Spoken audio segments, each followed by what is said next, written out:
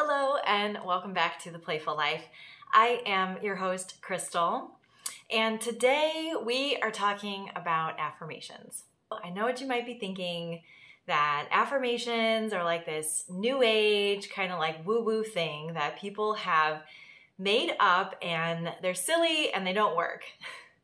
Is that really true? Are they something new? The truth is that affirmations have been around forever. I mean, basically as long as humans have been on this earth. We can even look to evidence in scripture and ancient texts where people repeated mantras to themselves and had positive ways of speaking within their communities that got them further towards where they wanted to be. So before we go any further, I want to kind of just define what an affirmation is. An affirmation is basically something that you hear or that you say to yourself that affirms a belief that you either have or you want to create.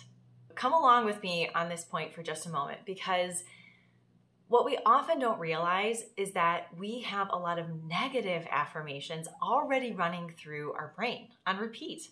If you don't believe me, just think of a time in which maybe you dropped the ball on something or something didn't work out quite the way you had expected. And your brain says, oh, you know what? I knew I wasn't prepared for that. Or I knew I really wasn't any good at this thing. I should have never come here. Like all those things, right? That tend to happen when we see evidence of a limiting belief that is in our life.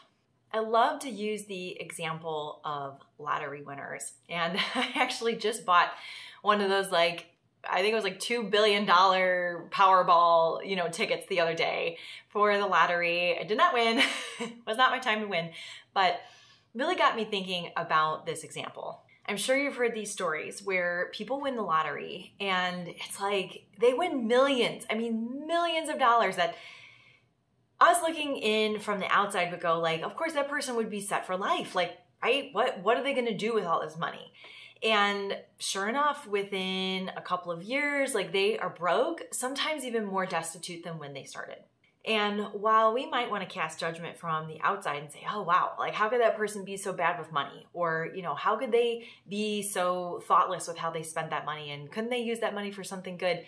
We really have to remember that it probably was a very limiting belief that that person had way deep down inside from something they learned as a child, something they grew up, some kind of behavior, some kind of belief that got affirmed through their own actions, through the actions of others around them, through things that they learned in their life that led them to that behavior. So for instance, if somebody grew up in a home where money was always scarce, or where money was managed kind of poorly, or things were maybe taught to them in a way where people who had money were bad people.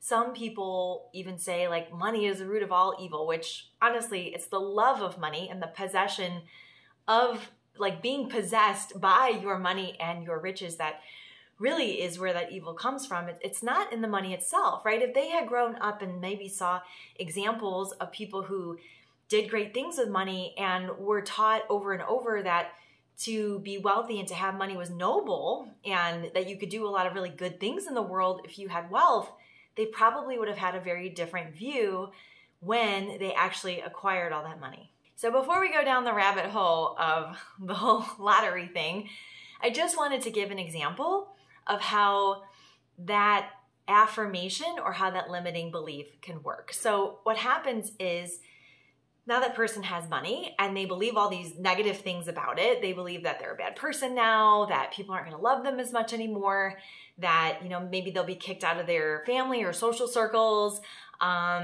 just all these things that they now create these behaviors and they act in a way that affirms those beliefs. Whereas if they had the belief that money was good, that they could do a lot of great things in the world, that having money was a noble thing, they would have acted with behaviors that would affirm that belief. I also love to take the example of the affirmation, I am disciplined. So often with my clients, this is where we begin by saying this very simple affirmation. And it's almost inevitable what happens is when I make them say it back to me, they like giggle.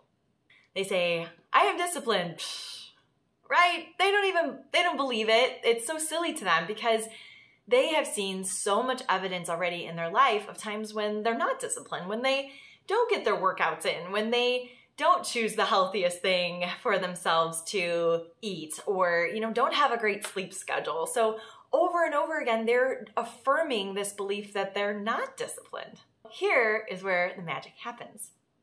When you say it the first time, I am disciplined, something in your body tells you, this is not right. Something's not computing here. Like, I don't think I'm disciplined. Like, I can't think of anything in my mind that would affirm that belief right now. But what ends up happening is when we say that affirmation, we then start to reprogram that negative one, that one that was saying for years and years, I'm not disciplined. Look how not disciplined I am. So we start to reprogram that essentially, right? Like in the software of our brains.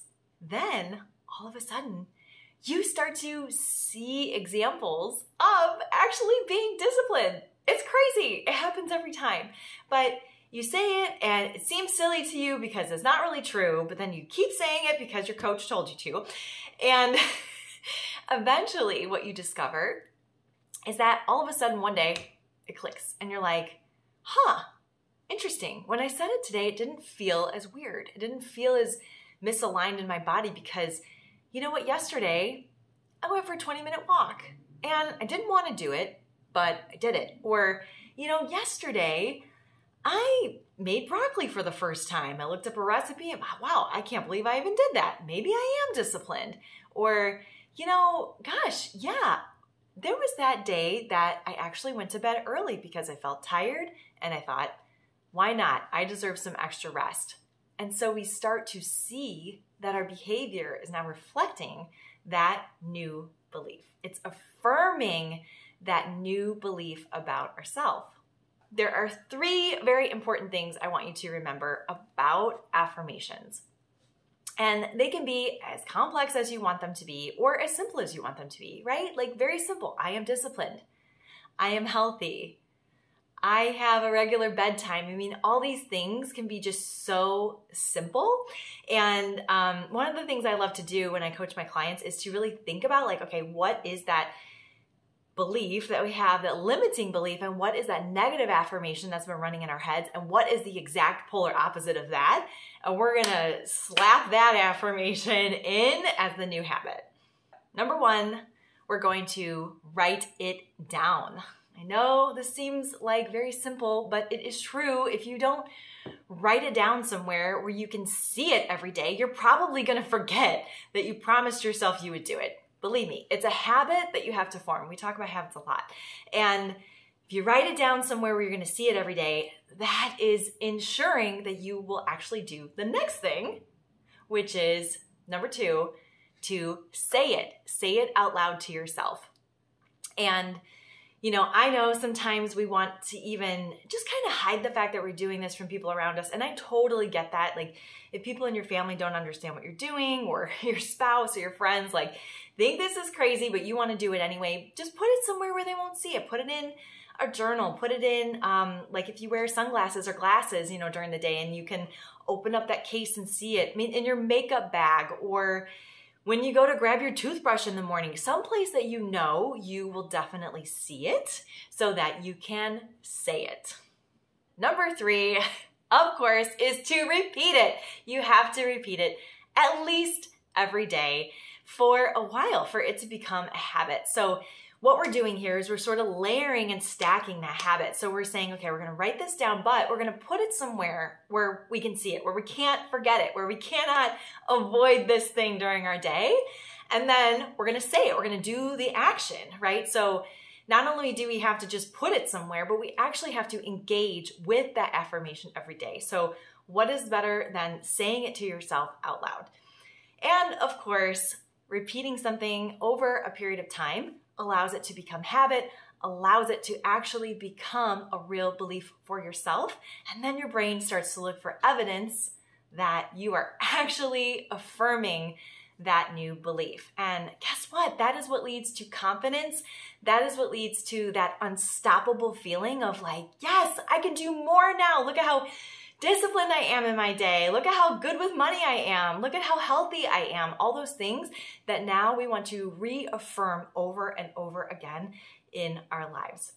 If you loved this video today and got something out of it, I would love for you to share it with somebody. But even more so, I would love to be a part of your day with these affirmations and these exercises. And I have the perfect thing for you to incorporate that into your life. It is the Alive Journal 2023. And it's a guided journal for every day of the year, starting with January 1st. So you don't want to wait to get your copy. If you go to aliveit2023.com, you can find the link to get your journal. And if you want more time with me, either one-on-one or in a group, be sure to join my complimentary program, which starts on January 2nd. We go really deep into this idea of affirmations, into habit stacking, and into all these things that are really going to lead to your lifetime success in having better health, better vitality, better relationships, and just feeling alive in your life in general. So I will see you there. Remember, aliveit2023.com. And as always, stay playful.